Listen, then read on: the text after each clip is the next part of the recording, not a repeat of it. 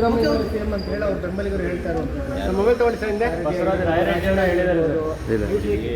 News aching ಅವರು seniors ಇದ್ದಾರೆ sir. Camera Rayareddy ಅವರು ಮಾತಾಡ್ತಿರೋದು ನಾನು ಮೊನ್ನೆ ಅಬ್ಸರ್ವ್ ಮಾಡ್ತೀನಿ, ಕಂಟಿನ್ಯೂ ಅಬ್ಸರ್ವ್ ಮಾಡ್ತಾ ಇದ್ದೀನಿ. ಈಗ ಹೈಕಮಾಂಡ್ ಹೇಳಿದೆ, ಏನು ಮಾತಾಡ್ತಿಲ್ಲ, ಅದ್ರ ಮೇಲೂ ಜಾಸ್ತಿಯಾಗಿ ಮಾನ್ಯ ಮುಖ್ಯಮಂತ್ರಿಗಳೇ ಹೇಳಿದ್ದಾರೆ. ನಾವೆಲ್ಲ ಹೈಕಮಾಂಡ್ ಬದ್ಧವಾಗಿದೆ.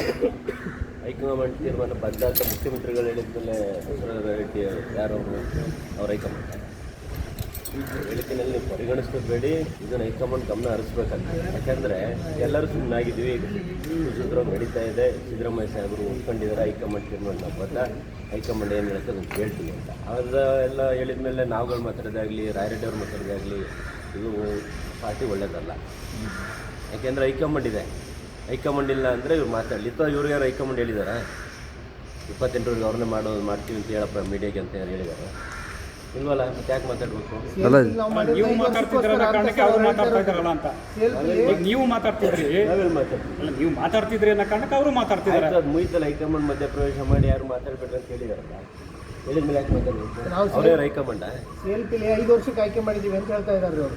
CLP ಆಯ್ಕೆ ಮಾಡಿರ್ತೀವಿ 5 ವರ್ಷ 6 ವರ್ಷ ಅಂತಲ್ಲ, ಆಯ್ಕೆ ಮಾಡಿದ್ವಿ, ನಾವು ಒಪ್ಕೊಂಡಿದ್ದೀವಲ್ಲ ಅವ್ರನ್ನ ನಾಯಕರು ಅಂತ ಒಪ್ಕೊಂಡಿದ್ದೀವಿ, ಅವ್ರು ಒಪ್ಕೊಂಡಿಲ್ಲ ಅಂತ ಹೇಳ್ತಾ ಇಲ್ಲ. ಆದರೆ ಹೈಕಮಾಂಡ್ ತೀರ್ಮಾನ ಬದ್ಧ ಅಂತ ಮಾನ್ಯ ಮುಖ್ಯಮಂತ್ರಿಗಳು ಹೇಳಿದ್ಮೇಲೆ ನಂದು ನಿಮ್ಮದು ಏನು? ಒಂದು ನಿಮ್ದೇನು?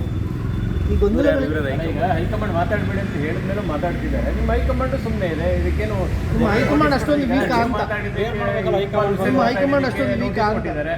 ಸಿದ್ದರಾಮಯ್ಯನವ್ರ ಪರವಾಗಿ ಮಾತಾಡೋಂಥವ್ರಿಗೆ ಯಾರಿಗೂ ನೋಟಿಸ್ ಕೊಡಲಿಲ್ಲ. ಹೌದು, ಹೈಕಮಾಂಡು ಗಮನ ಹರಿಸ್ಬೇಕು. ಯಾಕೆಂದರೆ ಪ್ರತಿಯೊಬ್ಬರು ಶಾಸಕರಿಗೂ ಅವ್ರದ್ದೇ ಆದ ಗೌರವ ಇರ್ತದೆ.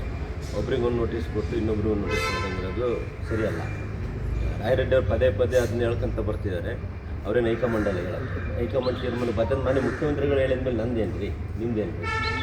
ಆದ ಕಾರಣ ಮಾನ್ಯ ಹೈಕಮಾಂಡ್ ಎಂಟ್ರಿ ಆಗಬೇಕು, ಬಸವರಾಜ ರೆಡ್ಡಿ ಅವರು ಅಲ್ಲ ಬಜೆಟ್ ಪ್ರಿಪ್ರೇಷನ್ ಈಗ 9, 6ನೇ ತಾರೀಕು ಅಂತ, ಹಂಗಾಗಿ ಅವರು 5 ವರ್ಷ ಅನ್ನೋ ಡೆಡ್ಲೈನ್ಗಳು ಕೊಟ್ಕೊಂಡವ್ರೆ. ನಾನು 6, 9 ನಾನು ಕೊಟ್ಟಿಲ್ಲ.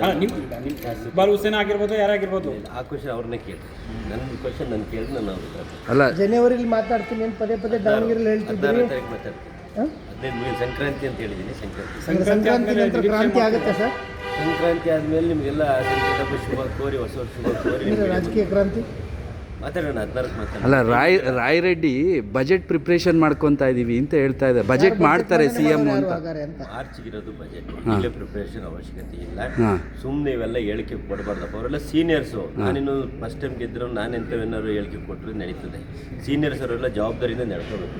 ಸುಮ್ಮನೆ ಬಜೆಟ್ ಇಲಾಖೆ ಕಾರ್ಯದರ್ಶಿಗಳಿಗೆಲ್ಲ ಸೂಚನೆ ಕೊಟ್ಟಿದ್ದಾರೆ ಸರ್. ಇಲಾಖೆ ಕಾರ್ಯದರ್ಶಿಗಳಿಗೆ ಇಷ್ಟೊಂದು ಆಕ್ಷೇಪ ಯಾಕೆ? ತಮಗೆ ಸಹಮತ ಇಲ್ವಾ ಅಂತ 28 ಸಿದ್ದರಾಮಯ್ಯ CM ಸಹಮತ ಅಲ್ಲ. ನಾನು ಮೊನ್ನೆ ನಿಮ್ಮ ಮಾಧ್ಯಮದವ್ರಿಗೆ ಹೇಳಿದ್ದೀನಿ, 2028ಕ್ಕೆ ಮತ್ತೆ ಚುನಾವಣೆಯಲ್ಲಿ ನಮ್ಮ ಸರ್ಕಾರ ಬರ್ತದೆ, 33ವರೆಗೆ ಅವರೇ ಆಗಲಿ ಬೇಡ ಅನ್ನಲ್ಲ. ಹೈಕಮಾಂಡ್ ತೀರ್ಮಾನ ಮಾಡುವ. ಈಗ CM ಯಾರಂತ ಕ್ಲಿಯರ್ ಮಾಡ್ತಿಲ್ಲ ನೀವು. 2028 ಮಾತು ಬೇರೆ. ಹೈಕಮಾಂಡ್ ತೀರ್ಮಾನ ಅದನ್ನು ನಾನಲ್ಲ, 33ಕ್ಕೆ ಆಗ್ರಿ ಅಂತ ಹೇಳ್ಬೋದು ಅಷ್ಟೇ, ಶುಭ ಕೋರ್ಬೋದು. ಆದರೆ ಅದನ್ನ ಮಾಡೋದ್ಯಾರು ಹೈಕಮಾಂಡ್.